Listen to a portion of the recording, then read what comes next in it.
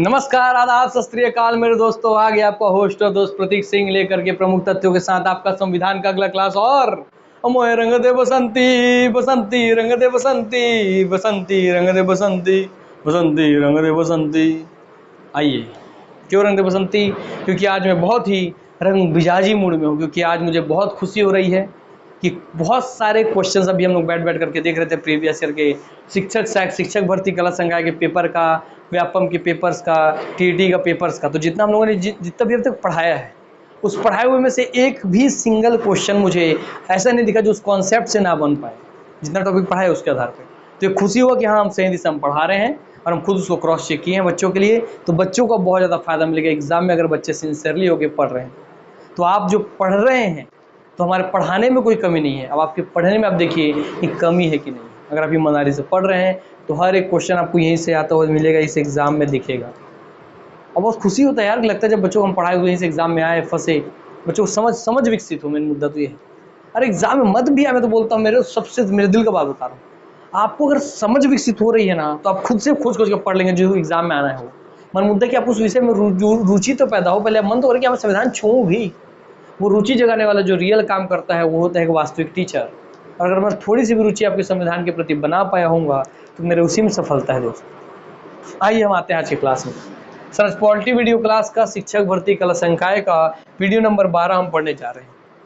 अब तक जितना हम टॉपिक पढ़े हैं पहले 11 वीडियो में, वहाँ से जितने भी एग्जाम में क्वेश्चन आए हैं सारे के सारे इन्हीं 11 वीडियो से बन रहे हैं, फंस रहे हैं। कोई दिक्कत नहीं है, अब आने वाले एग्जाम में भी फंसेंगे, इसलिए निश्चिंत होकर के पढ़िए। आज हम पढ़ने वाले हैं स्वतंत्रता का अधिकार, जो कि आपका पार्ट 2 पढ़ने वाले हैं। क्यों? इससे पहले हम स्वतंत्रता का अधिकार का पार्ट 1 पढ़े थे, जिसमें हम केवल अनुच्छेद 19 ही पढ़े थे।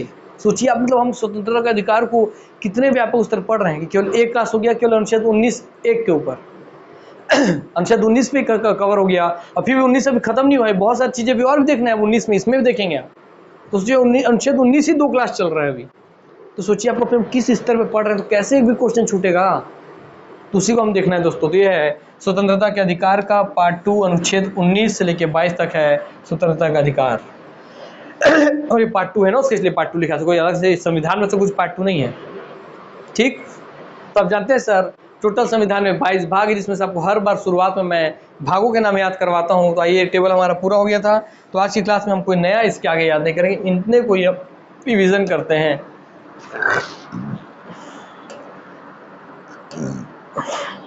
कि सर आपको 22 भागों का नाम याद होना चाहिए। तो सर भाग 1 क्या था कि कोई भी, जैसे हमारा भारत का कोई निश्चित क्षेत्र है। हाँ सर, भारत का कोई निश्चित क्षेत्र है तो संघ, राज्य और उसका क्षेत्र। भाग 1 क्या है? उसका क्षेत्र, संघ, राज्य और उसके क्षेत्र। और सर इसमें चारों पूर्व पश्चिम उत्तर दक्षिण 4 दिशाएं हैं, इसलिए अनुच्छेद 1 से 4। लीजिए, भाग 1 खत्म। सर जब कोई क्षेत्र, उस क्षेत्र पर सर कोई आदमी निवास करे तो वो आदमी इस क्षेत्र का नागरिक होगा। तो सर भाग 2 नागरिकता हो गया। Yes sir. और नागरिक है तो सर 4 के बाद क्या आता है? 5 आता है। 5 दूनी 10 प्लस 1 एक्स्ट्रा, तो 5 से 11 हो गया नागरिकता के अंतर्गत। ठीक, याद रहेगा सर। अगर नागरिक है इस देश में, तो ये भारत देश में वहाँ का नागरिक है, तो उसको कुछ मौलिक अधिकार प्राप्त होगा ना। हाँ सर, भाग 3 हो गया कि उसको उसका मूलभूत अधिकार प्राप्त रहे, मौलिक अधिकार पता होना चाहिए। और मौलिक अधिकार आता है आपका 12 से 35 तक, जिसमें हम लोग 12, 13, 14, 15, 16, 17, 18 पढ़ लिए थे। 19 अभी पढ़ रहे हैं, फिर हम 20, 21, 22 भी पढ़ेंगे। ठीक, तो हाँ सर 12 से 35 में उसके मौलिक अधिकार हैं। ठीक, कैसे याद रहेगा सर? सर 5 से 11 के बाद आता है 12, 12 3 36 से 1 कम। देखिए इसमें 5 दूनी 10 से 1 ज़्यादा था, और यहाँ 1 कम है, 12 3 36 से 1 कम। सर फिर आ जाएगा भाग 4। सर 4 में क्या होगा? अब दोस्तों हम लोग कोई क्षेत्र है, वहाँ के नागरिक हैं, हमको अपना अधिकार पता है, तो हम अपने अधिकारों का प्रयोग करके अपने लिए खुद का एक सरकार बनाएं। तो सरकार बनाए तो सरकार हमारे लिए कोई नीति बनाएगी। तो सरकार किन बिंदुओं को ध्यान में रख के वो नीति बनाए, कौन से बिंदु है, जो कौन से तत्व है जो उनको गाइड करे। तो हाँ सर, वैसे ही राज्य को नीति बनाने के लिए, निर्देशन देने के लिए कुछ तत्व हो, तो राज्य के नीति निर्देशक तत्व है, जिसको आप DPSP बोलते हैं, directive principle to the state policy. यह भाग 4 में, जिसका अनुच्छेद है 36 से 51। 35 के बाद 36 से 51। और सर 4 से बना 4A। वैसे दोस्तों आपका 51 से बना 51A, और इसका नाम है, जब तो हमारे देखिए क्या हो गया, कि भैया जो सरकार का यहाँ पे दायित्व है ना भाई, सरकार का कोई कर्तव्य है कि हमारे लिए क्या क्या काम करेगा, क्योंकि सरकार का कर्तव्य है कि नहीं सर, सब सरकार का कुछ कर्तव्य है हमारे प्रति, तो हम देश के नागरिकों का भी कुछ कर्तव्य होना चाहिए अपने देश के प्रति। दोस्तों हमारे क्या कर्तव्य हैं, इसलिए उसे कहा जाता है मूल कर्तव्य। तो मौलिक अधिकार दिए गए, बीच में सरकार, फिर हमारे मूल कर्तव्य। तो मूलभूत अधिकार मूलभूत कर्तव्य है, या मौलिक अधिकार मौलिक कर्तव्य, ऐसा भी याद रख लीजिए। बीच में है डीपीएसपी, और ये 4 है तो 4 ही हुआ, ये 36 51 था तो 51 से 51 ही हुआ, तो 4A का अनुच्छेद 51 है। और सर 4A क्यों, क्योंकि इसको बाद में संविधान संशोधन करके जोड़ा गया मूल कर्तव्यों को। फिर आता है सर आपका 4 को, आता है सर 5, तो भाग 5 और भाग 6। सर भाग 5 में है केंद्र बोले संघ, भाग 6 में सर आपका राज्य। तो भाग 5 में है संघ, भाग 6 में है राज्य। तो 5 में संघ, 5 उंगली मिलकर संघ बना ली, 5 में संघ, 6 में राज्य, केंद्र सरकार राज्य सरकार, ऐसे याद रखिए। सर संघ जो है सर उसका है अनुच्छेद 51 के बाद 52 से 151, ठीक। तो 51 को 52 आता है, और 51 को ही 151 कर दिया, 52 से 151। और सर राज्य का है 151 के बाद 152 से 237 152 से 237, 52 से 151, 152 से 237। देखिए 51 का बना 52, 52 से 151, फिर 52 से बन गया यहाँ पे 152, जिससे 51 से बना था 151, बस 52 से बना 152, 152 से 237। तो अब क्या बोलेंगे, 1 से 4, 5 से 11, 12 से 35, 36 से 51, 51 का 52 से 151, 152 से 237। संघ राज्य उसका क्षेत्र, वहाँ पर रहने वाले नागरिक, वहाँ उनका मूल अधिकार, उनका राज्य के नीति निषेध तत्व, मूल कर्तव्य, संघ और राज्य। तो आपको भैया पूरा 6 भाग याद हो गए 22 भाग में से, ठीक। तो 22 भाग में से 6 भाग आपको याद हो गए हैं, 6 भाग, उनके नाम, उनके अनुच्छेद आपको याद हो जाने चाहिए। अब आते हैं हम आगे नेक्स्ट क्लास में, इसके आगे बढ़ते हैं। हम पढ़ रहे हैं सर अभी भी आपका, देखिए हम अभी पढ़ रहे हैं तीसरा भाग ही, अर्थात मौलिक अधिकार, भाग 3 मौलिक अधिकार है ना, जिसमें हम पढ़ रहे हैं अनुच्छेद 12 से लेकर 35 तक। उसमें हम 12 13 से लेकर 14 15 16 17 18 तक खत्म कर लिए थे। 19 हम पढ़ रहे थे, और उस 19 के क्रम में हम आगे बढ़ते बढ़ते इस वीडियो में 19 का कुछ हिस्सा पढ़ेंगे, उसके बाद हम फिर 20 पढ़ेंगे, फिर ये वीडियो समाप्त होगा। फिर 21 और 22 के लिए भी सोचिए सिर्फ 19 का ही 3 वीडियो हो जाएगा।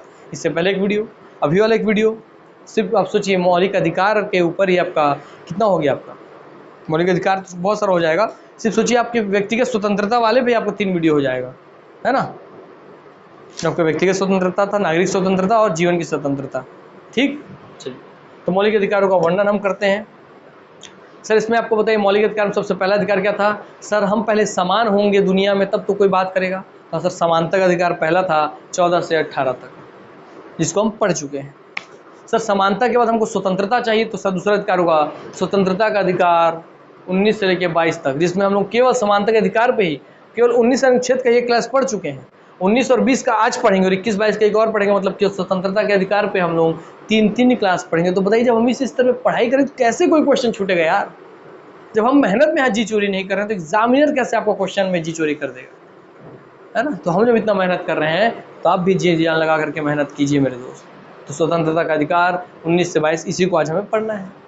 सर स्वतंत्रता के बाद हम क्या पढ़ना होगा सर, जब दोस्तों व्यक्ति समान हो जाए, तो व्यक्ति स्वतंत्र हो जाए, तो शोषण के विरुद्ध आवाज़ उठाता है। तो हाँ सर, तीसरा का शोषण के विरुद्ध आवाज़ उठाएगा, इसे शोषण के विरुद्ध अधिकार 23-24। तो जब शोषण से खिलाफ आवाज़ उठाने लग गया, तब वो भैया अपने धर्म को मानने के लिए स्वतंत्र हो गया, तो धार्मिक स्वतंत्रता का अधिकार। और जब धार्मिक स्वतंत्रता उसको मिल गई तो अपनी संस्कृति और शिक्षा के लिए भी अधिकार प्राप्त कर लिया, तो सांस्कृतिक और शिक्षा का अधिकार। इसके बाद था दोस्तों संपत्ति का अधिकार, जो कि समाप्त हो गया। तो उसके बाद जो था आपका क्या, कि आपसे इसमें से कोई भी अधिकार अगर आपको कोई छीन लेता है, दोस्तों आप आवाज़ उठा सकते हैं किसके पास, सुप्रीम कोर्ट हाई कोर्ट के पास। संवैधानिक उपचारों का अधिकार, अर्थात कोई भी आपका संवैधानिक अधिकार छीना है तो आप उसके उपचार के लिए आवाज़ उठाएंगे, अनुच्छेद 32 के तहत संवैधानिक उपचारों का अधिकार। और इसे कहा था डॉक्टर भीमराव अम्बेडकर ने, आर्टिकल 32 संवैधानिक उपचारों के अधिकार को ही संविधान की आत्मा कहा था डॉक्टर भीमराव अम्बेडकर साहब जी। तो ये दोस्तों आपका 6 हिस्से दिख रहे हैं। इसमें जो बीच में था दोस्तों इसको हटा दिया गया, संपत्ति का अधिकार, उसको 44वें संविधान संशोधन 1978 से इससे मौलिक अधिकार से निकाल करके विधिक अधिकार 300 क में डाल दिया गया है। तो यही दोस्तों है कि 44वें संविधान संशोधन से संपत्ति के अधिकार को आर्टिकल 31 से निकाल करके विधिक अधिकार 300 में डाल दिया गया है, ठीक। चलिए सब हर वीडियो में आपको पढ़ा रहा हूँ, इसलिए अब रटा जाना चाहिए आपको। इसके बाद भी अगर आपको दिमाग में नहीं बैठ रहा है, इसका मतलब आप खुद नहीं चाह रहे हैं कि वो संविधान सीखो, है ना। चलिए, इसके आपको क्रम भी दे रहा हूँ मैं कि पहले व्यक्ति समान होना चाहिए, फिर स्वतंत्र होगा, फिर जब स्वतंत्र होगा तब तो शोषण के विरुद्ध आवाज़ उठाएगा। ये सब कॉन्सेप्ट ही तो है, इस कॉन्सेप्ट से आपको याद रहे। फिर जैसे शोषण के विरुद्ध अधिकार उठाने लग गया तो अपने धर्म को मानने लगेगा, धर्म को मानेगा तो अपनी संस्कृति और शिक्षा को मानने लगेगा। तो उसके बाद फिर दोस्तों संवैधानिक उपचारों का अधिकार अगर कोई छीनता है तो ये सब हो गया। आइए अब हम आते हैं अनुच्छेद 19 में, जिसमें अब इससे पहले बहुत कुछ पढ़े हैं। सर 19 में आप पढ़े थे, 19(1)(a) में पढ़े थे जो कि नागरिक अधिकार था, और सर 20(21)(22) था जीवन का अधिकार। 19(1)(a) में था ए का मतलब था बोलने का अधिकार, बी में था सम्मेलन का अधिकार, सी में था संघ बनाने का अधिकार, डी में था भ्रमण करने का अधिकार, ई में था दोस्तों आपके भ्रमण आप करेंगे तो निवास करने का अधिकार, एफ में था दोस्तों संपत्ति खरीदने का अधिकार, और दोस्तों जी में था दोस्तों वहाँ व्यापार करने का अधिकार, जिसमें से संपत्ति का अधिकार एफ वाला वहाँ से हटा दिया गया। ठीक, चलिए, क्योंकि अब देखिए संपत्ति का अधिकार कौन से निकाल करके डाल दिया आगे। तो दोस्तों आगे पढ़ते हैं, प्रेस की स्वतंत्रता। इससे पहले हमने क्या क्या देखा था? इससे पहले हमने देखा था राइट टू इन्फॉर्मेशन, सूचना का अधिकार। और दोस्तों प्रेस की स्वतंत्रता भी आती है फ्रीडम ऑफ मीडिया के तहत और अनुच्छेद 19 के तहत ही आती है, कि जो मीडिया है आपके यहाँ की न्यूज़ रिपोर्टर मीडिया जो आप देखते हैं उनको भी आर्टिकल 19 के तहत ही आज़ादी प्राप्त है, वो जो आज काम कर रहे हैं उसकी। तो इसलिए प्रेस की स्वतंत्रता, फ्रीडम ऑफ मीडिया भी आती है। और दूसरा, आपको भी मीडिया के सामने अपनी बात रखने की स्वतंत्रता है। आप चाहे तो बोलिए, नहीं चाहे तो मत बोलिए, चुप भी रह सकते हैं। तो आइए देखते हैं, साकल पेपर लिमिटेड बनाम, अब ध्यान दीजिए, पूरा इतिहास पता चलने वाला, एकदम पूरी कहानी के तरीके सुनते चलिए आप। क्या? साकल पेपर लिमिटेड बनाम भारत संघ 1962 में एक वाद आया। किसके खिलाफ? भारत संघ के साथ साकल पेपर लिमिटेड बनाम। तो साकल पेपर लिमिटेड एक कंपनी समझिए, उसके और भारत संघ के बीच में एक वाद आया कब? 1962 में, जब भारत चाइना युद्ध हो रहा था। सुप्रीम कोर्ट ने कहा कि आर्टिकल 19(1)(a) अर्थात जो बोलने की स्वतंत्रता थी, एक व्यापक अवधारणा है, क्योंकि उसमें क्या था? बोलने और अभिव्यक्त करने की स्वतंत्रता। तो भैया आप कैसे अपने आप को अभिव्यक्त कर सकते हैं? सर अभिव्यक्त का मतलब था रिप्रेजेंट करना। तो मैं अपनी भावनाओं को, अपनी फीलिंग को, अपने जो मन में बात है उसको मैं बोल के, लिख के, है ना, एक्शन से, संकेतों से, टीवी में दिखा के, नाच के, गा के, एक्टिंग करके किसी भी तरीके से रिप्रेजेंट कर सकता हूँ। तो हाँ दोस्तों, इसलिए तो सब आ गए इसमें। आप लिख के दिखाएंगे तो आप न्यूज़ मीडिया बन गए, आप समाचार पत्र वाले बन गए। आप दोस्तों टीवी में दिखा रहे हैं दोस्तों, आप बन गए न्यूज़ मीडिया वाले।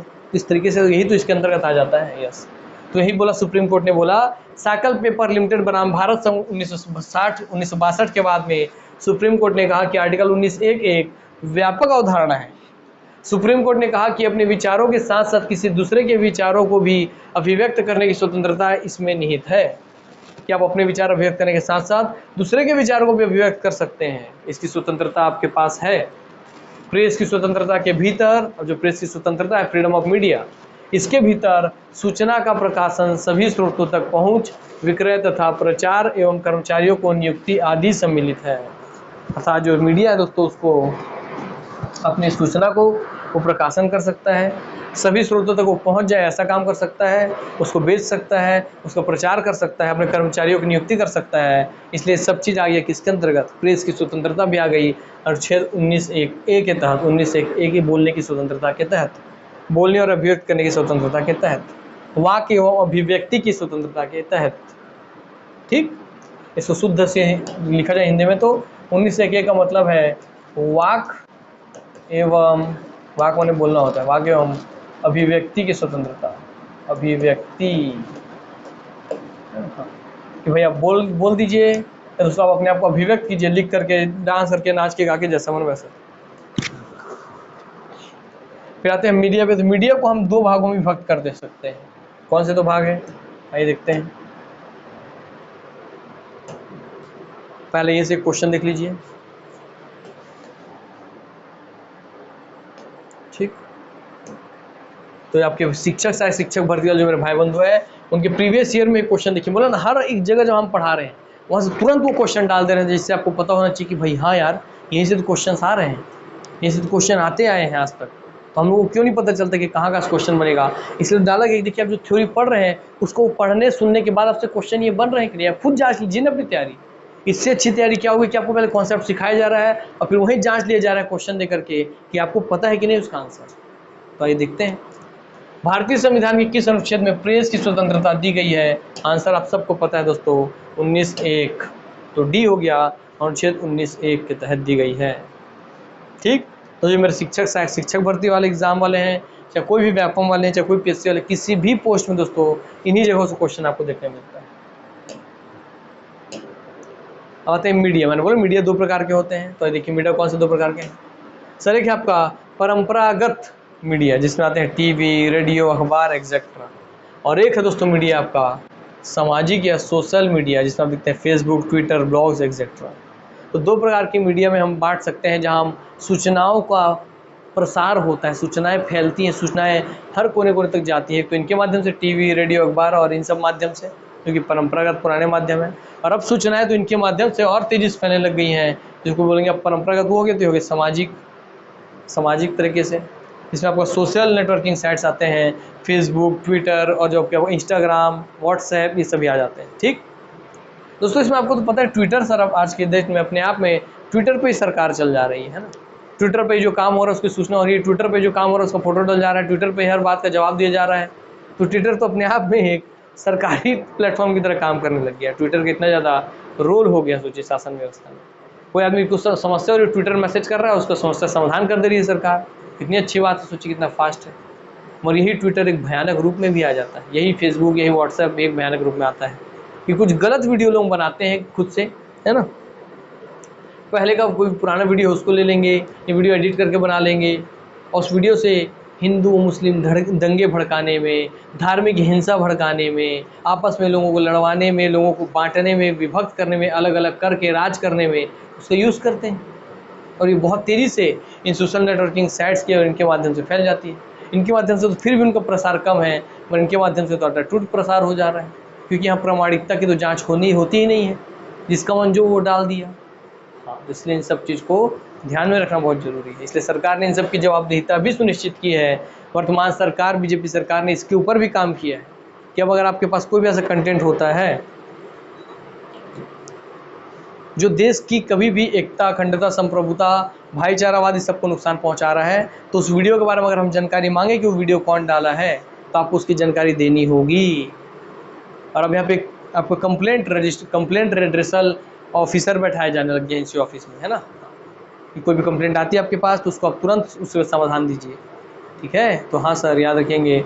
वर्तमान सरकार बोला बीजेपी सरकार का कुछ काम है जो बहुत जड़ी स्तर पे काम हो रहा है। ठीक है, याद रखेंगे। उसमें से एक अच्छा काम है, जो काम अच्छा उसको तारीफ करते हैं। और जहाँ सरकार थोड़ी मार खाती है या ज़्यादा मार खाती है, जैसे कि बेरोजगारी, सरकार इसके क्षेत्र में आज भी असफल है कोई बड़ा काम करने में।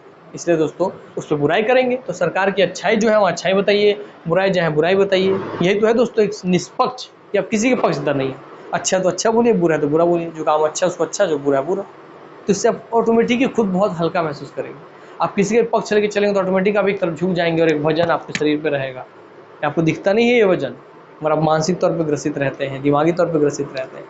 तो नया बात, इसलिए ध्यान रखिए, किसी का पक्षधर मत बनिए। अच्छे को अच्छा और बुरे को बोलने वाला, बुरे को बुरा बोलने वाला व्यक्ति बनिए। सोशल मीडिया इमर्जिंग मीडिया है, जो इमर्ज हो रही है, अभी तुरंत बढ़ रही है तेजी से, जो लोगों को लोगों से जोड़ता है। इस मीडिया के द्वारा व्यक्ति उपभोक्ता न रहकर क्रिएटिव भूमिका में आ गए हैं। अब व्यक्ति जो है आपका, वह उपभोक्ता नहीं रह गया है, वो खुद भी क्रिएटिव भूमिका में आ गया है। क्यों? मैं उपभोक्ता का पता, जैसे मेरे पास सूचना आई और उसको पढ़ा और बस मेरे पास ख़त्म हो गई। जैसे न्यूज़पेपर, मेरे घर में लगी टीवी, मेरे टीवी में देखा, मेरे दिमाग में गया, बस मेरे पास ख़त्म हो गया। समाचार पेपर आई, मैंने पढ़ा, मेरे पास घर में ख़त्म हो गया। क्या मैं उसको दूर भेज के दिल्ली के पास भेज सकता हूँ? नहीं। और सोशल नेटवर्किंग में तो आप दुनिया में कहीं भी कोई मैसेज भेज सकते हैं, अर्थात आप खुद क्रिएट कर रहे हैं, उसके ट्रांसफ़र को क्रिएट कर रहे हैं, उसको खुद सेंड कर रहे हैं, तब क्रिएटर बन गए हैं कहीं ना कहीं। इसलिए बोल रहा है कि वो कंज्यूमर की भूमिका से निकल के क्रिएटिव भूमिका में आ गया है सोशल नेटवर्किंग के साइट की वजह से। यही क्रिएटिवनेस कई बार समस्याओं को जन्म देती है। विकसित राष्ट्रों में कहा गया है, सोशल मीडिया ने परंपरागत मीडिया को काफ़ी हद तक सीमित किया है। यह प्रमाणित होता है वहाँ पर पत्र पत्रिकाओं के रजिस्ट्रेशन की संख्या में कमी से। इसके विपरीत भारत जैसे विकासशील राष्ट्रों में सोशल मीडिया ने अभी भी परंपरागत मीडिया को क्षति नहीं पहुंचाई है, जिसके निम्न प्रमाण हैं। मतलब हमारे यहाँ सोशल नेटवर्किंग साइट कितना भी हो गया, मगर आज भी हमारे यहाँ जो न्यूज़ मीडिया है, न्यूज़पेपर वाले हैं, टीवी चैनल वाले हैं, समाचार पत्र वाले हैं, है ना, उनको नुकसान नहीं पहुँचा है। उसके कुछ प्रमाण यहाँ पे दिए जा रहे हैं कि हमारे यहाँ आज भी पत्र पत्रिका के स्तर में सुधार हो रहा है।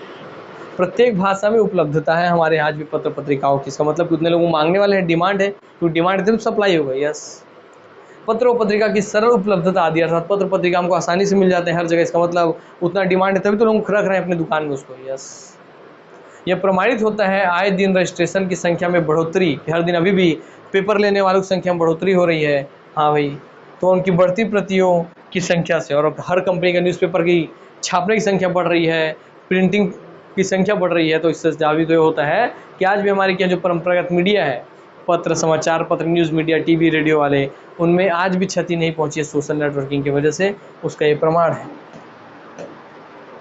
आते इलेक्ट्रॉनिक मीडिया। 90 के दशक तक इलेक्ट्रॉनिक मीडिया सरकारी क्षेत्र तक सीमित था, जैसे कि दूरदर्शन व आकाशवाणी। लेकिन 90 के दशक के बाद निजी चैनलों व एफएम का विकास हुआ। किसका विकास हुआ? निजी चैनलों का व एफएम का विकास हुआ 90 के दशक के बाद, जिसके दो मुख्य कारण थे। पहला कारण कानूनी कारण था, दूसरा था तकनीकी कारण।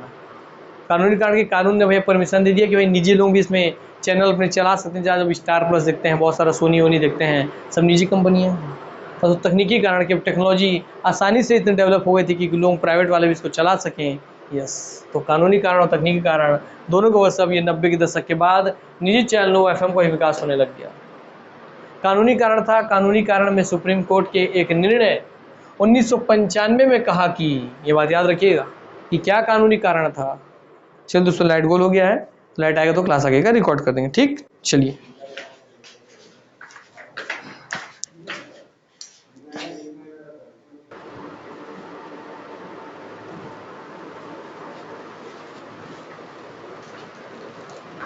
तो हाँ भाई, लाइट आ गई है और हम फिर से आते हैं अपने क्लास की ओर। आइए सर, 90 के दशक आपको पता चल गया था। हाँ सर, कानूनी कारण पे हम थे।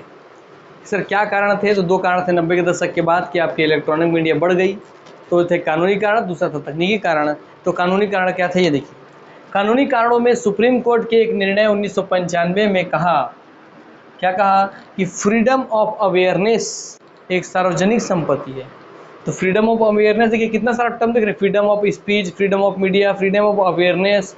तो लोग जागरूक हो, अवेयरनेस मतलब लोग जागरूक हो जाएं। तो जागरूक होने की स्वतंत्रता एक सार्वजनिक संपत्ति है। इस पर केवल सरकार का ही नियंत्रण नहीं होना चाहिए, इसे निजी क्षेत्र के लिए भी उपलब्ध होना चाहिए। अर्थात सिर्फ सरकार ही लोगों को जागरूक करने के लिए दूरदर्शन व आकाशवाणी ना चलाए, इसका इनडायरेक्टली मीडियम बता रहा हूँ दोस्तों। निजी कंपनियों को भी मौका दिया जाए कि वो भी लोगों को अवेयर करने के लिए, जागरूक करने के लिए खुद के द्वारा भी बहुत सारे टीवी चैनल्स चलाए और भी बहुत सारे कार्य करे। यस, तो इसी डिसीजंस की वजह से ही 1995 जो डिसीजन आया, तो और ज़्यादा बूस्ट मिला इसको, निजी क्षेत्र वालों को, निजी क्षेत्र के कंपनियों को। दूसरा देखते हैं तकनीकी कारण। दूसरा कारण तकनीकी विकास था कि हमारे देश में तकनीकी विकास हो गया, जिसमें केबल तथा सैटेलाइट तकनीकी के विकास ने, सैटेलाइट तकनीकी के विकास ने निजी चैनलों की संख्या में वृद्धि की, जिससे वर्तमान में 24 घंटे प्रत्येक प्रकार के चैनल उपलब्ध होते हैं। अर्थात यही दो कारण होंगे, एक आपका कानूनी कारण कि कानून के नज़र में उनको भाई परमिशन मिल गया। दूसरा दोस्तों आपका तकनीकी कारण की टेक्नोलॉजी अब अपग्रेड हो गई, अपडेट हो गई और आसानी से उपलब्ध होने लगी, जिसकी वजह से इलेक्ट्रॉनिक मीडिया अब आपके घर घर पहुंच चुकी है। मीडिया के समक्ष समस्या, इसलिए आप क्या देखते हैं सर इलेक्ट्रॉनिक मीडिया में? पहले केवल दूरदर्शन आता था, आकाशवाणी में रेडियो हम सुनते थे और दूरदर्शन हम देखते थे। मतलब दोस्तों कितने दसों बीसों चैनल हैं आपके न्यूज़ वाले, केवल कुछ प्राइवेट चैनल्स भी हैं, है ना, जैसे लल्लन टॉप जैसे। तो आपको कितने सारे मीडिया हो गए सोचिए आप। यूट्यूब में चैनल है लल्लन टॉप, यस, और टीवी में कितने सारे इलेक्ट्रॉनिक मीडिया वाले चैनल हो गए हैं आज तक, BBC न्यूज़, ये वो फलना ढिमका, आप सब जानते हैं, है ना भाई। तो सबको उसी वजह से बूस्ट मिला। मीडिया के समक्ष अब कुछ समस्याएं आ गई दोस्तों। सर मीडिया के समक्ष भी कोई समस्या होती है? ये तो सब खुद के लिए, ये तो खुद सबके लिए समस्या खड़ा कर देते हैं। आइए देखते हैं क्या समस्या थी इनके सामने। कि मीडिया के समक्ष दो मुख्य समस्याएं थी, दो कारण से इनको आगे बढ़े थे, वही दो समस्याएं इनको आगे देखने मिल गई।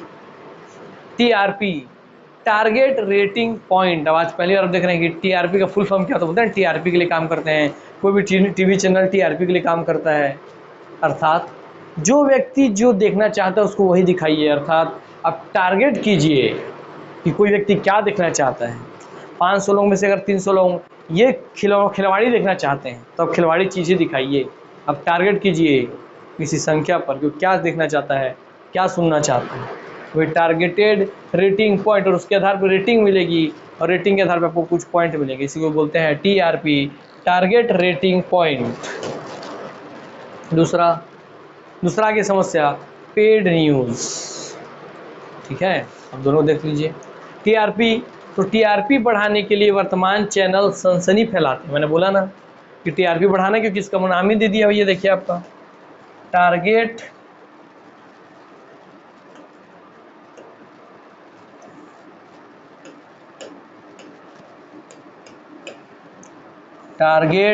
कीजिए जनसंख्या की बड़ी संख्या को, कि बड़ी संख्या क्या देखना चाहती है। तो बड़ी संख्या अगर टीवी में हिंदू मुस्लिम को दो जन बैठा दी, आपस में उसे गाली गलौज कर रहे हैं, तो वही देखना चाहती है, वही दिखा दीजिए। और ये नहीं सोचते हैं न्यूज़ मीडिया वाले दिखाने से पहले कि इससे हमारे यहाँ जो प्रेम से रहते हैं हिंदू मुस्लिम भाई लोग, उनके बीच में नफरत फैल जाएगा। नहीं सोचते हैं, बस उनको तो भाई दिख रहा है कि हाँ ज़्यादा लोग ये दिखना चाह रहे हैं, दिखाओ, हमारा पैसा मिलना चाहिए, हमको आगे बढ़ना चाहिए। क्योंकि टीआरपी के आधार पे ही किसी का ग्रेड डिसाइड किया जाता है। इसलिए आप देखते हैं वैसे हरकत होता है। हाँ सर, टारगेट कीजिए कि आपके चैनल को कितने लोग देख रहे हैं, उसके आधार पे आपको एक रेटिंग पॉइंट दिया जाएगा। इसलिए टारगेट रेटिंग पॉइंट, और इस टारगेट रेटिंग पॉइंट को ही बढ़ाने के लिए वर्तमान चैनल सनसनी फैलाते हैं। यह सनसनी क्रिकेट, अपराध, राजनेता, फिल्में आदि के माध्यम से बढ़ाई जाती है। और बताइए क्या केवल आप इतने ही चीज़ों को वर्तमान में टीवी चैनल में सबसे ज़्यादा नहीं देखते हैं? हाँ, अब क्रिकेट से जुड़ा हुआ सनसनी आपको बताया जाता है कि नहीं? हाँ, अपराध के बारे में बताया जाता है कि नहीं? देखिए कैसा हुआ मर्डर, कैसे हुआ बलात्कार, कैसे हुआ। क्या रे भैया, कानून के पास पहुंच गया ना। तुम्हारा काम ये है कि मीडिया लो, और क्राइम होने से पहले, अगर तुम मीडिया हो तो क्राइम होने से पहले ही उसका अपने फैलाओ, अपना वहाँ हर जगह पर अपने गुप्तचर फैला के रखो, और क्राइम होने से पहले ही वहाँ पे लेकर के धाव पहुँच जाओ, ताकि कोई क्राइम होने से बच जाए।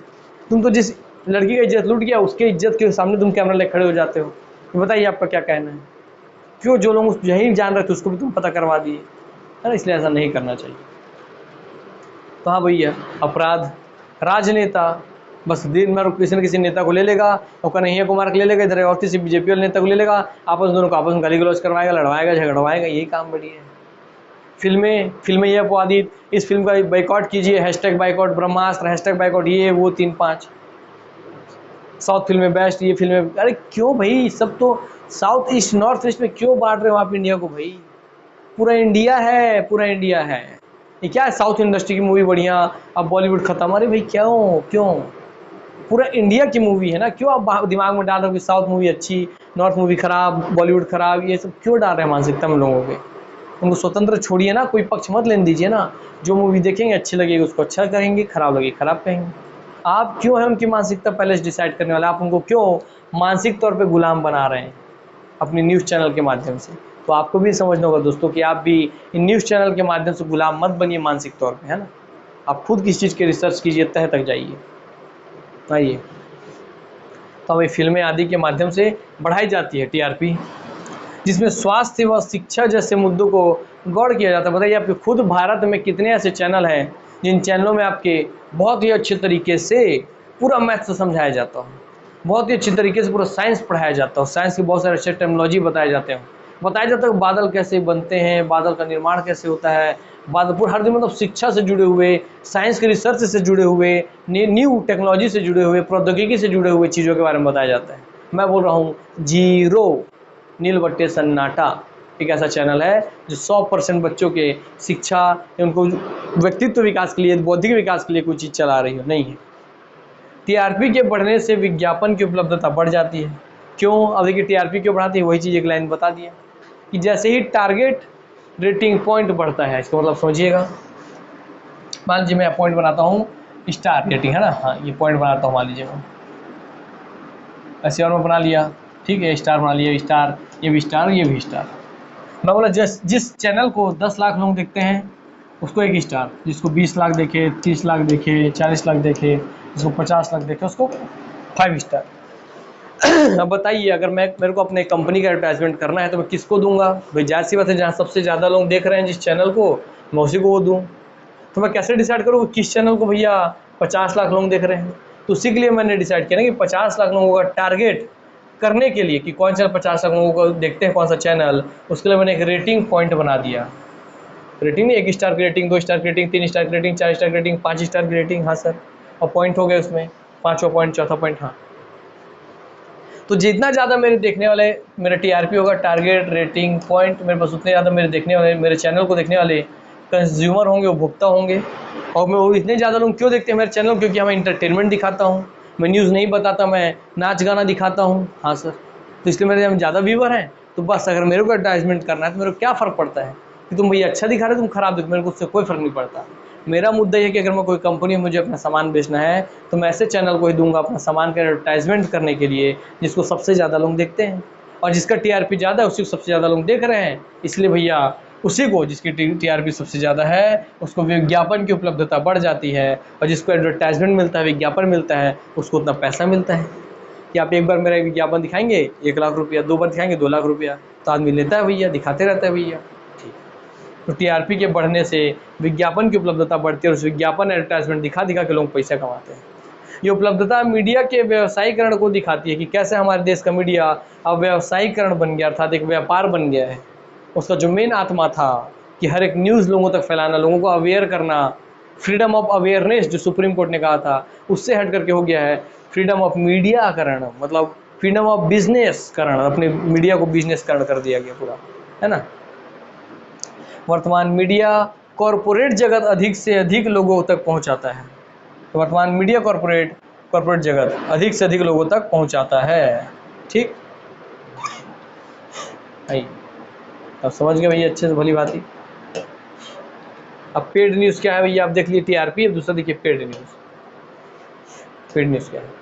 पैसे देकर खबरों को खरीदना, ये है पेड न्यूज़। सर ऐसा भी होता है कि आप खबर खरीद सकते हैं पैसे दे करके? हाँ भाई हाँ, देखिए मीडिया के द्वारा वर्तमान में राजनीतिक व वाणिज्यिक हितों को साधने का प्रयास किया जाता है कि जो भैया, क्योंकि भाई नेता पैसे किसके पास है, या तो नेताओं के पास है तो राजनीतिक, और दूसरे तो व्यापारिक पास है तो वाणिज्यिक, इनके हितों को साधने का प्रयास किया जाता है, जिससे वर्तमान मीडिया का बाजारीकरण हो चुका है।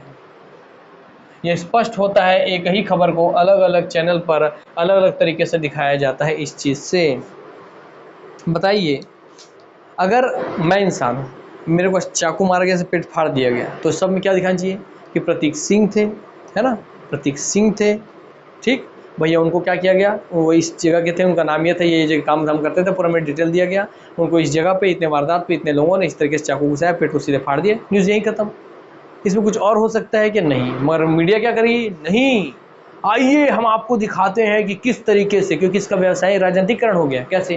क्योंकि एक राजनेता उसको क्या बोलेगा, ओए जो प्रतीक था ये छोटी जात से था, मुझे उसका वोट चाहिए, तो काम कर, यही मीडियम बार बार तू दिखा, ले पकड़ पैसा, पकड़ पैसा, बार बार दिखा, और इसको ऐसा दिखा, इस तरीके से दिखा कि लोगों को मन में बैठ जाए कि हाँ, हम छोटे जात वालों का सुरक्षा नहीं होता है, हम छोटे जात वालों को भी मार के भाग जाता है।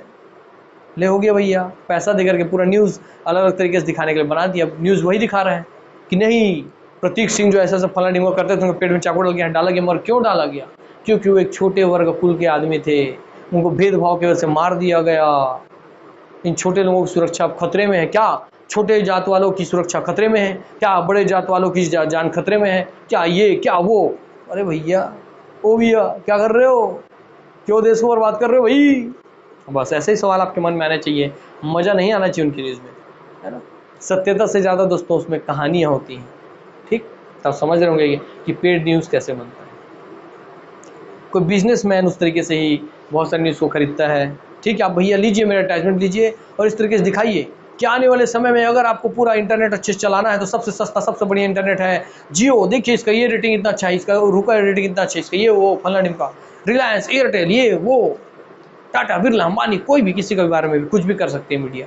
तो भाई इसलिए पेड न्यूज़, हाँ सर पेड न्यूज़ तो इसका राजनीतिक और इसलिए इसको पूरे मीडिया का बाजारीकरण हो गया कि लोग खरीद बेच रहे हैं। अब एक ही खबर को अलग अलग तरीके से अलग अलग चैनल पर दिखाया जाता है, इसी बात को तो बोल रहे हैं। इसलिए आप देख रहे हैं मीडिया लोकतंत्र का चौथा स्तंभ है, और ये खुद मीडिया वालों ने कहा है, ठीक, कि मीडिया लोकतंत्र का चौथा स्तंभ है। सर 3 स्तंभ कौन है दोस्तों? मीडिया लोकतंत्र में आपके 4 स्तंभ होते हैं। पहला विधायिका जो नियम कानून बनाएगा, दूसरा जो कार्यपालिका जो बनाएगा ये नियम कानून को लागू करेगा, फिर आपका सर न्यायपालिका जो इन दोनों पे कुछ गलत हो रहा है उसको बनाने में, उसको लागू करने में, या कुछ बाद में विवाद हो रहा है तो उस पर न्याय करेगा, जो समीक्षा करेगा इन दोनों की। हाँ सर, और लास्ट हो गया दोस्तों मीडिया। तो विधायिका, कार्यपालिका, न्यायपालिका और मीडिया, यही है चार स्तंभ, विधायिका, कार्यपालिका, न्यायपालिका और हो गया मीडिया।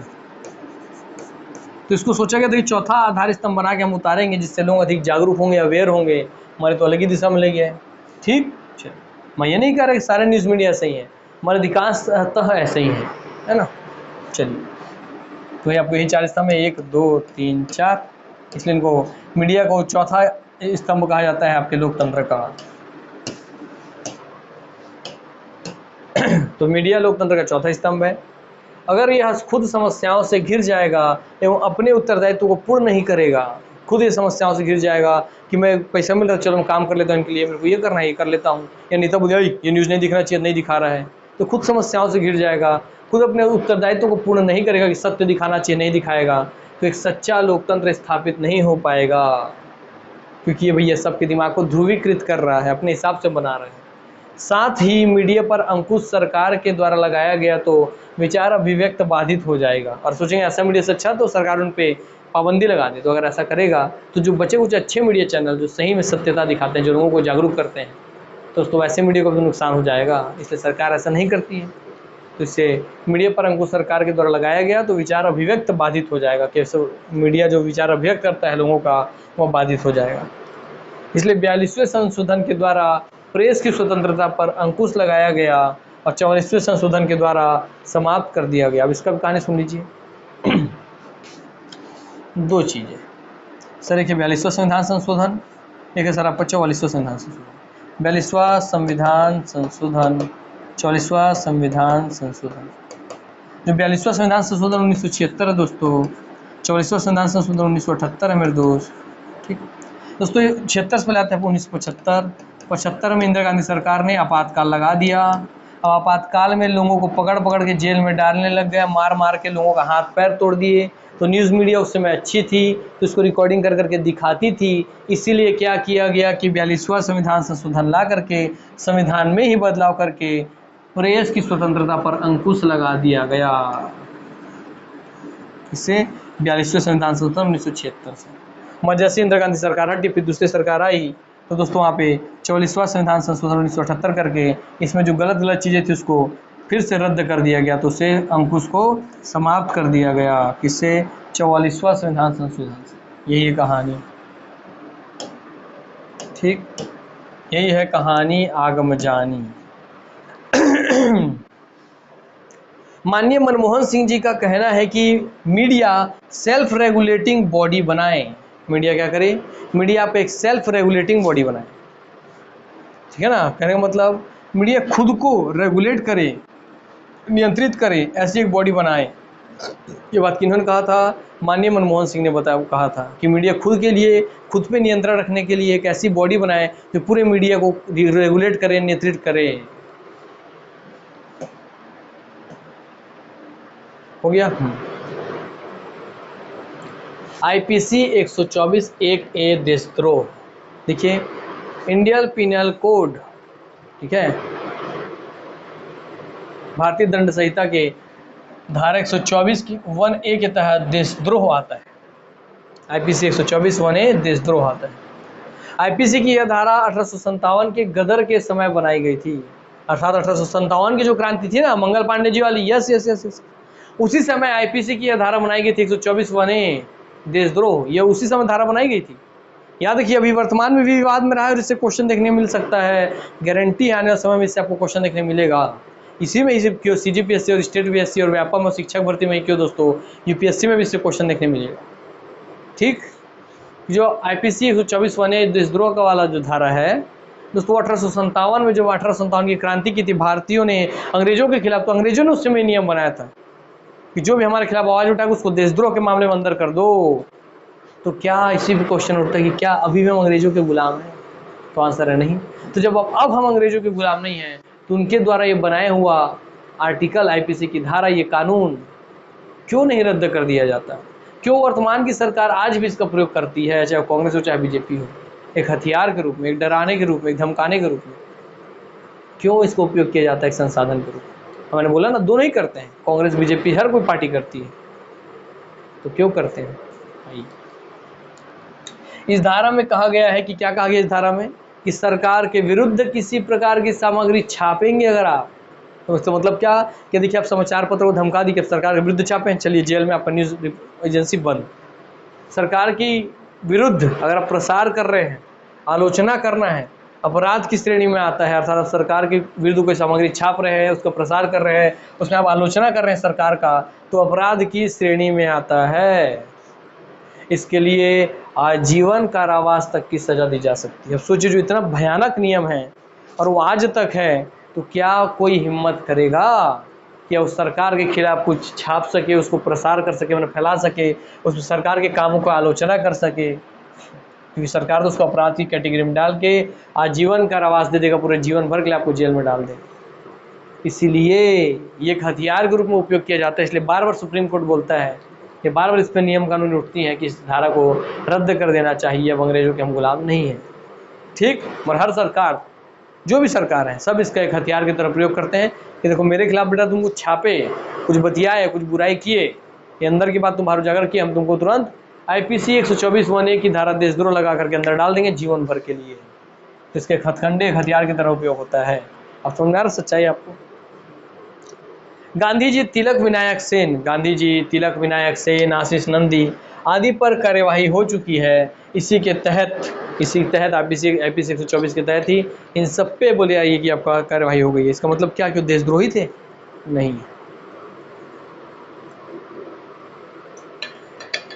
इसका मतलब ये कि जब अंग्रेज थे तो हम भारतीयों का आवाज़ को दबाने के लिए, कुचलने के लिए इसका प्रयोग करते थे क्योंकि हम तो अपना आज़ादी चाहते थे। वैसे ही आज की सरकार भी आवाज़ दबाने और कुचलने के लिए इसका प्रयोग करती है।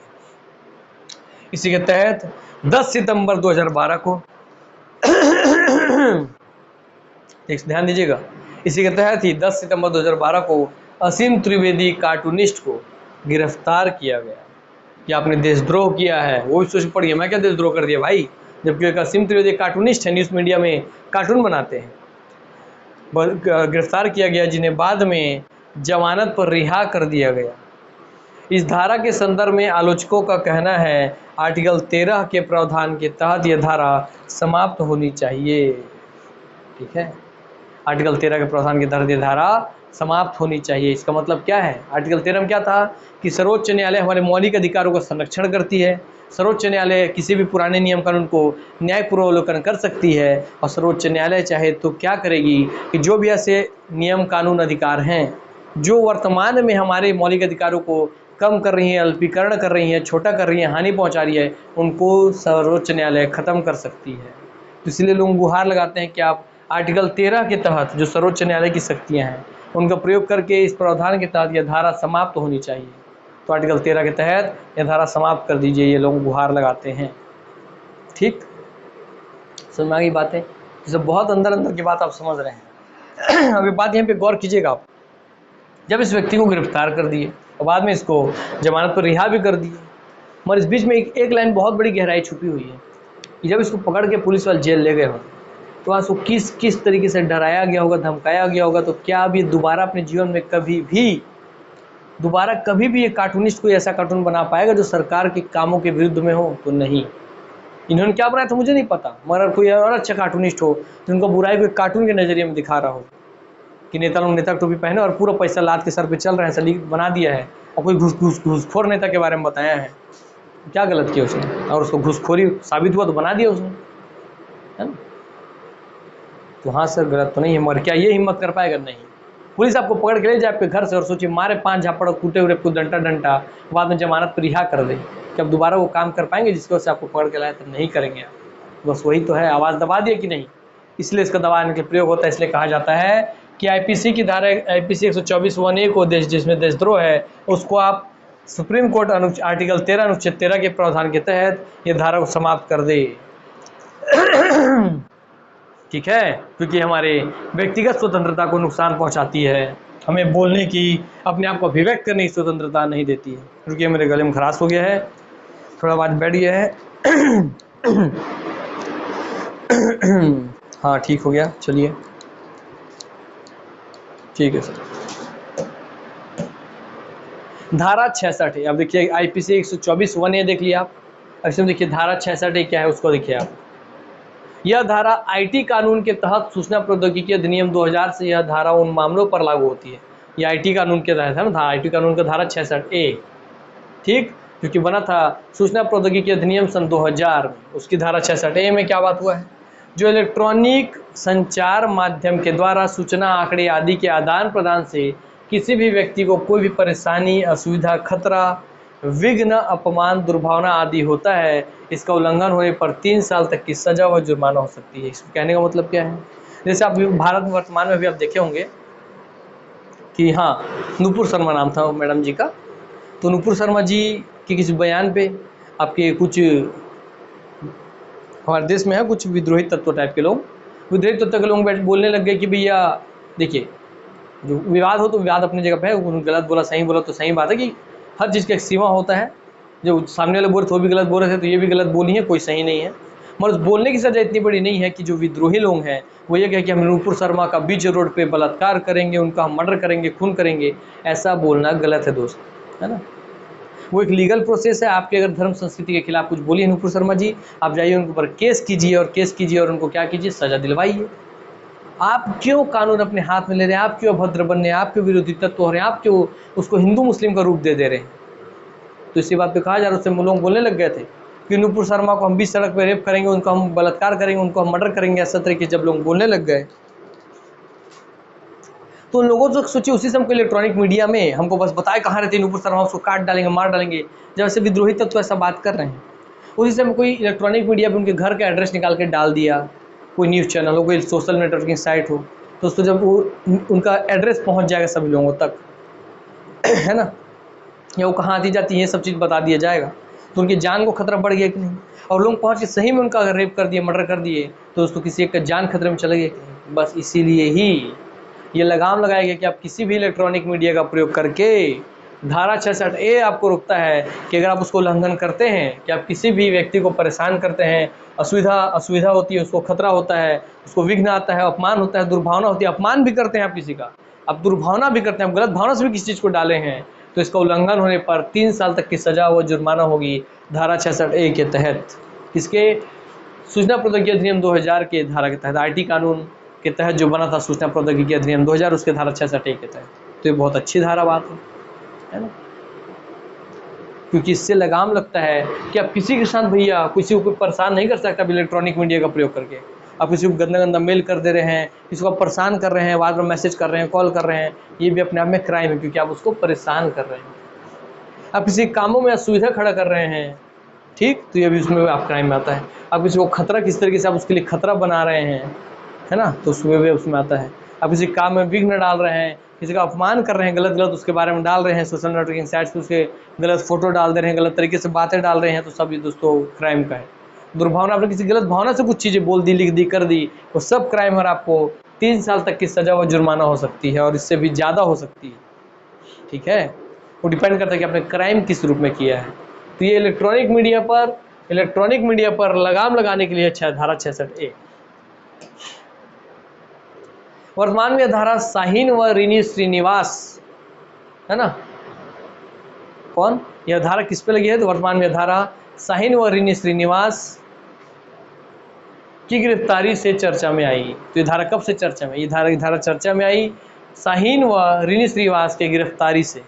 कैसे, ठाकरे जी की मृत्यु पर बंद के कारण फेसबुक पर कमेंट पास करने से की, अर्थात इन दोनों की गिरफ्तारी क्यों हुई थी, जब आपके ठाकरे साहब मरे थे, महाराष्ट्र के जानते हैं आप, जब ठाकरे साहब मरे तो उनकी मृत्यु पर बंदी, अर्थात उस समय पे शहर बंद हुआ था, शहर बंदी लगी हुई थी, एक दिन का शहर बंद था, तो उस बंदी के कारण फेसबुक पर इन्होंने कमेंट पास कर दिया कि ये कौन से राष्ट्रपति हैं, राज्यपाल हैं, या कोई बहुत बड़े व्यक्ति हैं, या कोई संवैधानिक पद पे हैं जिनकी मृत्यु पर आज पूरा राज्य बंद है। उनको हुआ वो तकलीफ भाई कि गाड़ी नहीं मिलेगी, ऑटो नहीं मिलेगी, हर व्यक्ति की अपनी समस्या है ना, कि मैं जाना होगा हॉस्पिटल के लिए गाड़ी ऑटो बस नहीं मिल रहा है, शहर बंद है आज, तो उस बंदी पे इन्होंने सिर्फ कमेंट कर दिया। उसी कमेंट को लेकर के आपके ठाकरे साहब के जो होंगे पक्षधर, उन्होंने जाके इनके खिलाफ केस कर दिया और इनको गिरफ्तार कर लिया गया। तभी से ये बात आपके हल्ले में आ गई कि इसका गलत उपयोग भी लोग कर रहे हैं, कि लोग अगर कुछ चीज़ बोल रहे हैं अपनी फ्रीडम ऑफ स्पीच के तहत, तो धारा 66 का प्रयोग करके लोग उसको जेल में डलवा दे रहे हैं, तो ये भी गलत है ना। तो सब पे नियम अच्छे करने के लिए बने होते हैं, डिपेंड करता है कि लोग किस मानसिकता से उसका उपयोग करते हैं। तो जो जिसके हाथ में सत्ता है, जो पावरफुल है, उसका गलत उपयोग कर ले रहे हैं। इस धारा के विरुद्ध दिल्ली की श्रेया सिंघल ने याचिका न्यायपालिका में डाली। वह कहा कि इस धारा को संगीन अपराध की श्रेणी में रखा जाए, मतलब कुछ संगीन अपराध कोई कर रहा है तभी लागू। श्रेया ने कहा कि इस धारा से 3 अनुच्छेदों का उल्लंघन होता है। आर्टिकल 14 अर्थात समानता का अधिकार, कि हमें समानता नहीं है क्या कि हम अपने मन की बात लिख सकें? हाँ भाई, तो समानता का अधिकार का उल्लंघन होता है आर्टिकल 14 का। आर्टिकल 19 का उल्लंघन होता है व्यक्तिगत स्वतंत्रता, कि मुझे स्वतंत्रता नहीं है क्या कि मैं कुछ भी सोशल नेटवर्किंग साइट पे जो जरूरी बात है कि भाई आज पूरा शहर बंद कर दिया गया है, इससे इतने सारी तकलीफ हो रही है, वो सही बात लिख रही हो तो उससे तकलीफ है कि नहीं, तो उसमें वो अधिकार हनन हो रहा है। और आर्टिकल 21 जीवन जीने की स्वतंत्रता, एक सफल जीवन जीने के लिए व्यक्ति को जो चीज़ चाहिए तो उसको बोलने की स्वतंत्रता होनी चाहिए, तभी तो आदमी खुल के जी पाएगा यार, तो उसका भी उल्लंघन हो रहा है। अर्थात इन्होंने कहा, किन्होंने, श्रेया जी ने कहा, श्रेया सिंघल जी ने कहा कि आर्टिकल 14, आर्टिकल 19, आर्टिकल 21 इन सभी का उल्लंघन हो रहा है इस धारा 66 के तहत। तो इसको आप इस नॉर्मल चीज़ से हटाइए और किसी संगीन अपराध, अगर कोई इलेक्ट्रॉनिक मीडिया से कोई संगीन अपराध कर रहा है तभी इसको आप लगाइए, क्योंकि व्यक्ति को गरिमापूर्ण जीवन जीने का अधिकार संविधान से मिला है। यह इस याचिका के पश्चात अल्तमस कबीर जो कि जज थे, उनकी अध्यक्षता वाली 2 सदस्यीय बेंच ने इस याचिका को तुरंत सुनवाई वाले मामलों की सूची में डाला। साथ ही महान्यायवादी से सरकार का मत भी पूछा कि सरकार क्या कहना चाहती है इसमें, सरकार कुछ नियम बनाना चाहती है इसमें, सरकार क्या कहना चाहेगी इस बारे में। तो ये चीज़ है। कौन थे इसके जज? आपके अल्तमस कबीर जी, ठीक है। तो आप देख रहे हैं, क्योंकि उनके पक्ष के लोगों ने क्या कहा कि भाई ठाकरे साहब यहाँ मरे हुए हैं और तुम उनके खिलाफ बोल रही हो कि आज क्यों शहर बंद कर दिया गया है, क्यों कोई किसी को हॉस्पिटल जाना है, किसी को ट्रेन पकड़ना है, किसी को कुछ और जरूरी काम है, क्यों शहर बंद है, तुम ऐसा बोल रही हो, इसका मतलब तुम अपमान कर दी ठाकरे साहब का। अरे यार, ठाकरे साहब को इतना छोटा मत बनाइए ना, ठाकरे साहब को इतना छोटा क्यों बना रहे कि किसी को बोलने मात्र से उनका अपमान हो जाएगा। ये आपकी छोटी मानसिकता है कि आपको ऐसा लगता है कि कुछ बोला है कोई भी तो उससे अपमान हो गया ठाकरे साहब का। नहीं, ऐसा अपमान नहीं होता है दोस्त, है ना। तो आप उसका गलत उपयोग किया, अपमान किया है और उसको इसलिए अपमान की स्टडी में डाल के इन दोनों को अंदर करवा दिए, शाहीन और श्रीनिवास को। बताइए, तो गलत है ना भाई। इस याचिका के डालते ही सरकार ने इस धारा में निम्न परिवर्तन किए। अब जैसे याचिका आई भी, सुप्रीम कोर्ट ने बोला तो इसके निम्न परिवर्तन किए। यह गिरफ्तारी गांव तथा शहर में हो रही है तो पुलिस महानिरीक्षक के अधिकारी आईजी रैंक से अनुमति लेनी होगी। अर्थात अगर धारा 66A के तहत किसी को गिरफ्तार कर रहे हैं आप तो उसको आईजी रैंक के अधिकारी से अनुमति या परमिशन लेनी होगी, तथा मेट्रो सिटी में पुलिस उपायुक्त स्तर के अधिकारी से अनुमति लेनी होगी। ये नियम बनाए गए इसके बाद कि आप धारा 66 के तहत ऐसे नहीं मुंह उठा के जाके किसी को गिरफ्तार कर लेंगे। आपको अगर आप ग्रामीण स्तर पे तो आईजी रैंक के अधिकारी से परमिशन लीजिए, और आप मेट्रो सिटी में तो पुलिस उपायुक्त स्तर के अधिकारी से परमिशन लीजिए। वो परमिशन देते हैं उस स्थिति को सुन करके कि क्या कोई मैसेज कर दिया है भैया फेसबुक पर, तो क्या हम उसके कमेंट कर दिया था उसको हम जेल में डाल दें, तो बोलेंगे हाँ तो हाँ डालिए, बोले नहीं तो मत डालिए। इसलिए यहाँ इनको बैठाया गया, ठीक, क्योंकि इतने बड़े विद्वान आदमी इस पद पे बैठे हैं तो कुछ तो विद्वानता का प्रमाण देंगे, इसलिए करके, ठीक। अब देखिए कि ये सब चीज़ें आपके साथ भी हो सकती है, मगर आपको आपका अधिकार पता होना चाहिए। आप समझे कि क्यों एक आपके सर्वांगीण विकास के लिए, आपके सफल विकास के लिए क्यों मौलिक अधिकार जरूरी है, और क्यों संविधान आपको पढ़ना जरूरी है, ताकि आपको इन सभी चीज़ों का जानकारी प्राप्त हो और आप भी अपने अधिकार को जानेंगे तभी तो कल आप अपनी आवाज़ उठा पाएंगे, अपने हक के लिए लड़ पाएंगे। कोई आपका शोषण नहीं कर पाएगा, कोई आपका अधिकार नहीं छीन पाएगा, चाहे वो कोई भी हो मेरे दोस्त।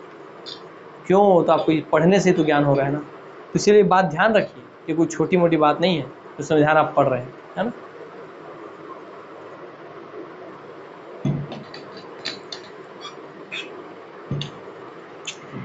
आशीष नंदी,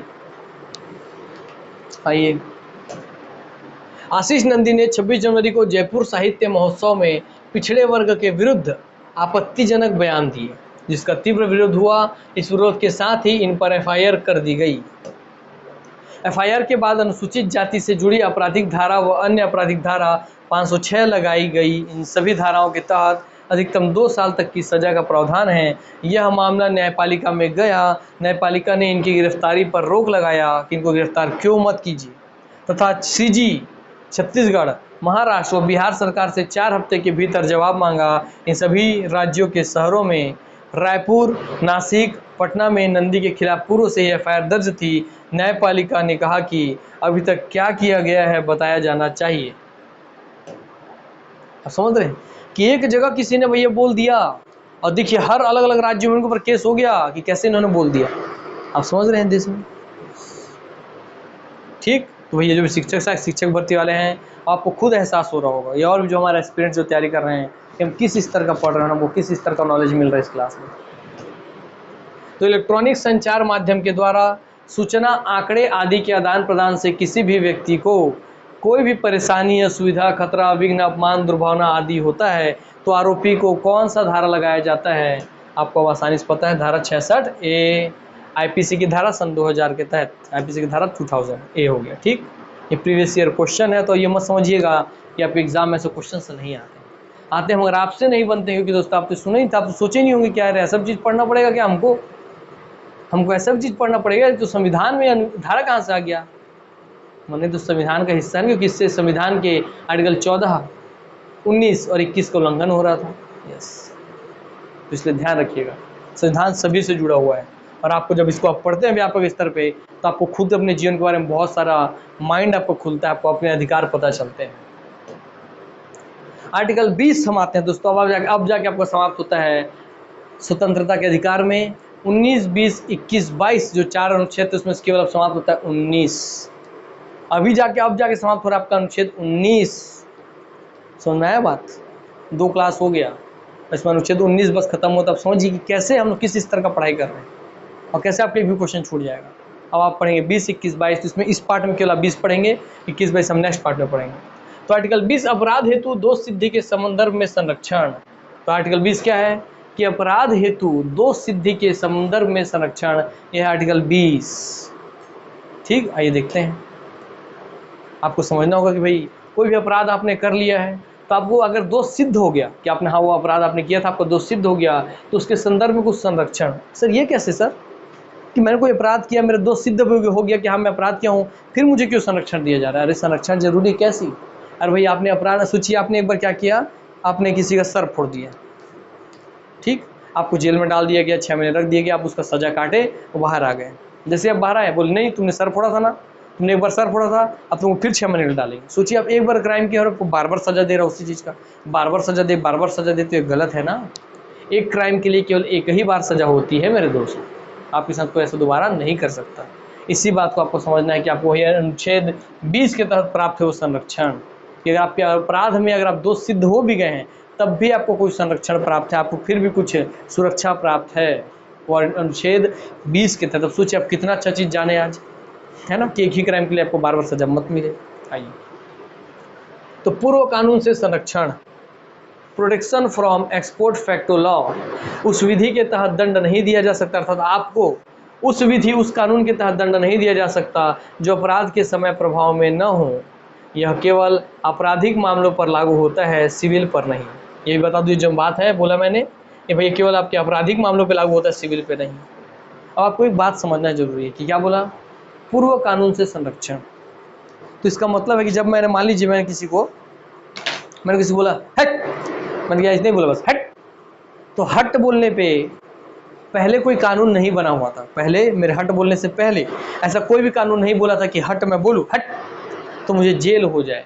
तो मेरे हट बोलने से पहले अगर कोई कानून ऐसा नहीं बन गया है जिससे हट बोलने पे जेल हो, तो आप मेरे हट बोलने के बाद एक कानून बनाएंगे, आप कानून बना दिए कि हट बोलने वाले को जेल होना चाहिए, तो मुझे उसकी सज़ा नहीं मिलेगी, क्योंकि मैंने जो घटना की वो मेरे घटना से पहले जो बने हुए कानून हैं उसके आधार पे मेरा जजमेंट होगा, है ना। अर्थात कोई भी जो सज़ा है वो अपने से पहले बने नियम कानून के आधार पे आपको मिलती है। आपकी घटना के बाद अगर कोई नियम कानून बन रहा है तो आप पे लागू नहीं होगा। अर्थात कोई भी धारा आपके पहले पास्ट में जाके लागू नहीं होता कि आपने 5 साल पहले किसी को हट बोला था, अब जाके नियम बना है 5 साल बाद, आपको 5 साल बाद अब सजा होगा 6 महीने का, ऐसा नहीं होता है। तो ये संरक्षण आपको प्राप्त है, याद रखिएगा ये बात, है ना। चलिए, कि आपको किसी भी भविष्य में जाके मान लीजिए आपने किसी को आज आपने ऐसी किसी को हट बोले हट ऐसा कर दिया और आज अब आराम से घूम रहे हैं, 2 साल बाद नियम बना कि जो भी ऐसे हुट करेगा उसको सजा होना चाहिए, और 2 साल बाद पुलिस आ रही है आपको पकड़ लीजिए, चल तुम्हें सजा होगा। बोले क्यों यार, तुमने 20 साल पहले या 2 साल पहले 20 साल पहले बोल रहा है, तुमने किसी को हुट बोला था। ले, तो ऐसा नहीं हो सकता, आपको संरक्षण प्राप्त है। वही बात यहाँ कह रहे हैं कि उस विधि के तहत दंड नहीं दिया जाएगा आपको जो अपराध के समय प्रभाव में न हो। जब आपने वो अपराध किया, वो घटना, वो अपने एक्शन लिया, तब अगर जो नियम कानून नहीं था उसके तहत आपको सजा नहीं हो सकता। अगर प्रभाव में नहीं है वैसा कोई नियम कानून तो आपको दंड नहीं मिलेगा।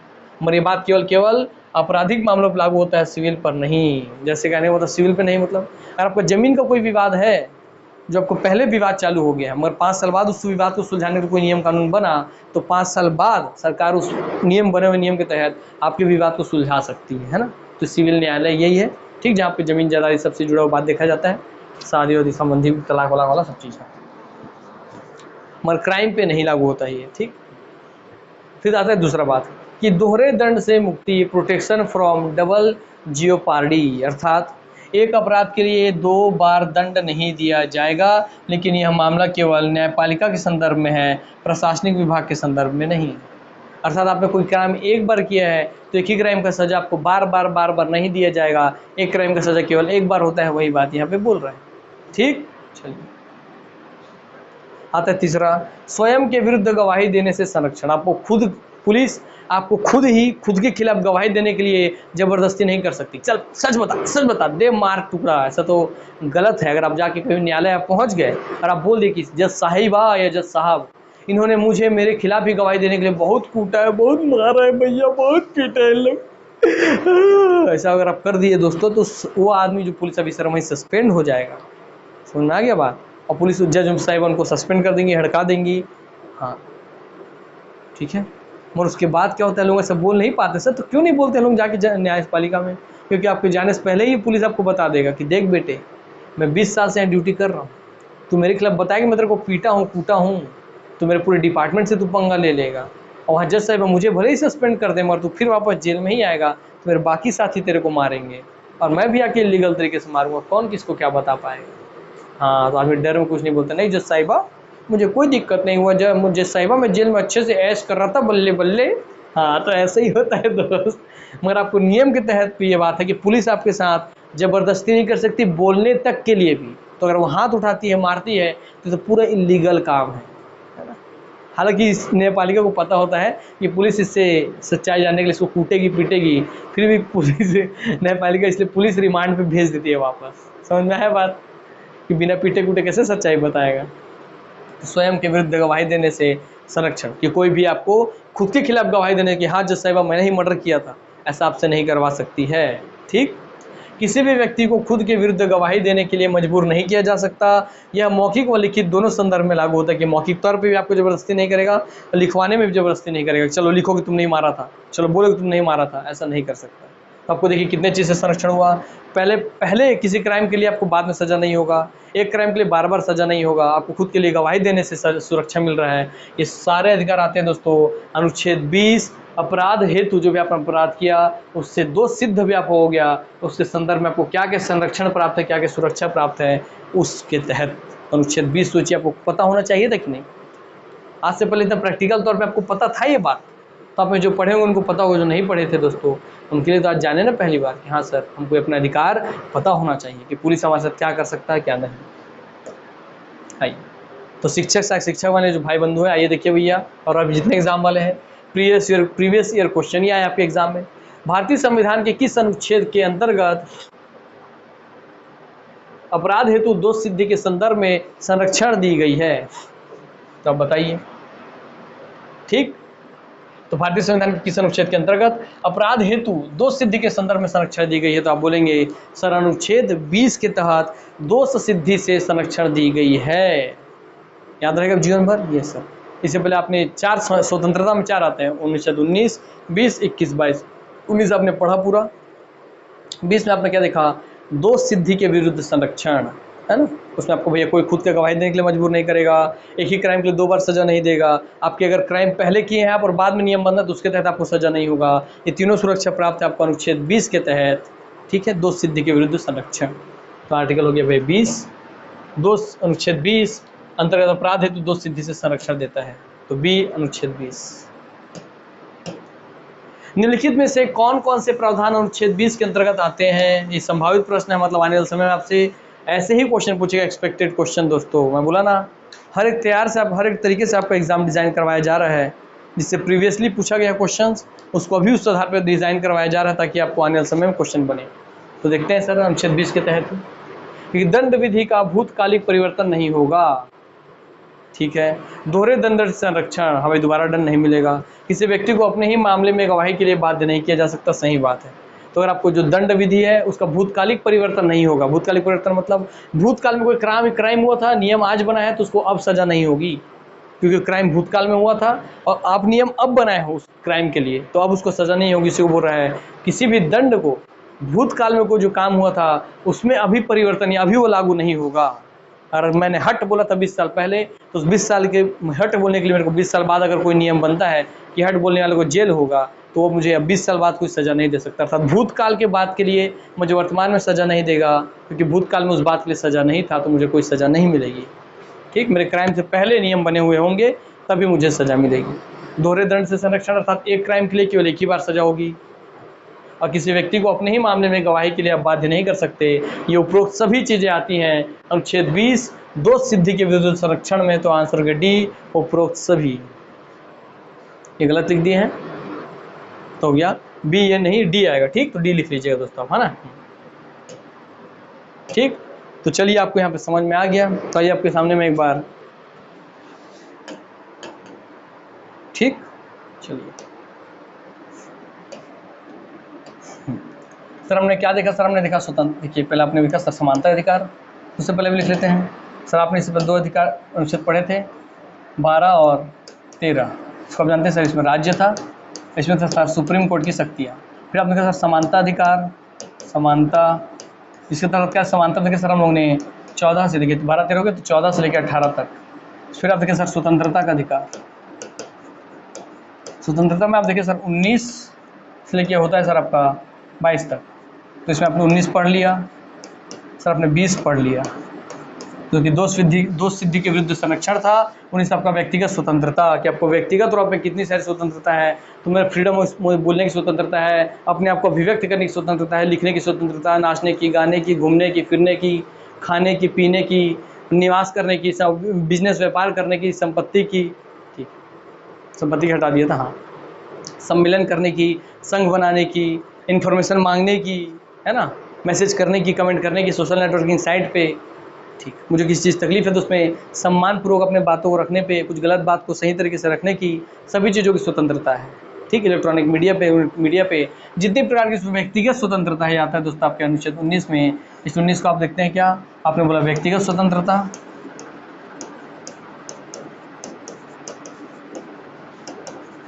दोस्तों आप बोलेंगे इसी को नागरिक स्वतंत्रता, कि आप देश के नागरिक हैं तो आपको ये सब स्वतंत्रता मिलेंगी ही। और इसको बोलेंगे आप 20 को दोष सिद्धि के विरुद्ध संरक्षण, आप देख चुके हैं, समझ चुके हैं। अब आपको क्या कितना घुमा क्वेश्चन पूछेगा आप समझ जाए, दोष सिद्धि से संरक्षण। तो 3 चीज़ आप देखे थे दोष सिद्धि में भी, 1, 2 और 3, कि आपको पूर्व भूतकाल के किसी काम के लिए अभी वर्तमान में बने हुए नियम के आधार पर सज़ा नहीं मिलेगी, आपको एक ही क्राइम के लिए 2 बार सज़ा नहीं होगी, और आपको खुद के लिए गवाही देने की बात नहीं की जाएगी, है ना। तो हो गया। इस 19 में आपने कहा सर 19 में आप क्या देखे, 19 में आपने 1 देखा, असर 1 में आप देखिए क्या A B C D E F जो कि हट चुका है जी, और फिर देखिए 2 3 4 5 6, तो इन सबको नहीं पूछता, 4 5 6 को बस यहाँ मेन मुद्दा है। 19 से 1 को पूछेगा इन सब की क्या सीमाएँ हो, सारी सीमाएँ दी गई हैं 19(2) में, इन सब की सीमाएँ दी गई 19(2) में। ठीक, तो जब आपको व्यक्तिगत स्वतंत्रता प्राप्त है उसकी सीमा कहाँ तक है, क्योंकि आपको बोलने की स्वतंत्रता है तो आप किस हद तक किसी के बारे में कुछ बोल सकते हैं, वो सीमा 19(2) में दी गई है। तो यहाँ सीमाएँ हैं, सीमाएँ। ठीक है बात भाई। चलिए तो आज की क्लास को मैं यहीं पे समाप्त करते हैं। उम्मीद करता हूँ कि आपको अच्छे समझ में आ गया। देखिए अभी भी आप एक चीज़ कि सर हम लोग स्वतंत्रता में 19 से 22 तक होता है, हम 19 और 20 पढ़े हैं, आप नेक्स्ट वीडियो में पढ़ेंगे 21 और दोस्तों 22। तो सोचिए हम लोग केवल अनुच्छेद 19 को ही लेकर के एक क्लास और ये 2 क्लास हम केवल इसी पे पढ़े, स्वतंत्रता के ऊपर करते हैं, है ना। तो चलिए दोस्तों नेक्स्ट क्लास हम अनुच्छेद 21 और 22 पढ़ेंगे। यहीं पर अपनी वाणी को मैं विराम देता हूँ, आप सबसे अलविदा लेता हूँ। दुआ करता हूँ कि आप हमेशा हंसते रहें, खेलते रहें, खिलखिलाते रहें, निरोग रहें, स्वस्थ रहें, तंदुरुस्त रहें। यही मेरी दुआ है आप सबके लिए। मैं यही दुआ करूँगा कि आप लोग जल्द से जल्द इसको पढ़ें, सीखें, समझें, अपने व्यवहारिक जीवन में इनका प्रयोग करना जानें, और उसके बाद आप सक्सेसफुल हो करके, लास्ट वाले का आंसर डी ही होगा ना, लिख लेना, डी, वो भी नहीं है, तो सफल होकर के अपने लक्ष्य को प्राप्त करें। और देखिए, जब आप इस स्तर पे पढ़ेंगे, इतने ज्ञान को अर्जन करते हुए, सीखते हुए, हर चीज़ को प्रैक्टिकली समझ करके, तो एग्जाम में क्वेश्चन आपसे बनने से, और है बस आप निश्चिंत होकर के विश्वास के साथ पढ़ते चलिए, आगे बढ़ते चलिए। आप खुद देख रहे हैं कि हम एक अनुच्छेद पे एक क्लास ले रहे हैं, तो आपको पता है कि भैया इससे कोई क्वेश्चन बाहर नहीं आने वाला। आज आपको बहुत सारी चीज़ नई पता चली होंगी, धारा 66A के बारे में, IPC की धारा 124(1)A के बारे में, तो सब चीज़ बोला। हर दिन अगर आप कुछ नया सीखते हैं दोस्त, तो वो दिन आपका सार्थक है। बस आप ये पूछिए अपने आपसे कि आज मैं क्या नया सीखा। अगर आप हर दिन कोई एक सिंगल चीज़ भी कुछ नया सीखे हैं, तो सोचिए कि आपका जीवन सार्थक हो गया, क्योंकि इस तरीके से आपके 365 दिन में आप 365 नई चीज़ें सीखेंगे, तो आप बहुतों से बहुत आगे हो गए, है ना। आप एक नॉर्मल इंसान फिर नहीं रह गए, तो आपका दिन सार्थक है। ये इसी बात पर डिपेंड करता है कि आप हर दिन क्या नया सीखें। और एक वास्तविक टीचर वही है दोस्तों, लोगों को वास्तविक तौर पे इस विषय में रुचि पैदा करके, यार इतना अच्छा चीज़ है, इतना सारी चीज़ हमको पता चलता है इससे, हमारे खुद के अधिकार के बारे में। तो हाँ दोस्तों, ये मैं अपने आप से विराम लेता हूँ, अपनी वाणी को विराम देता हूँ। मिलते हैं नेक्स्ट क्लास में। जय हिंद, जय भारत, जय छत्तीसगढ़, वंदे मातरम। धन्यवाद। और क्लास पसंद आए तो दोस्तों कमेंट कीजिएगा व्हाट्सएप में और यूट्यूब पे मेरे वीडियो पे। धन्यवाद।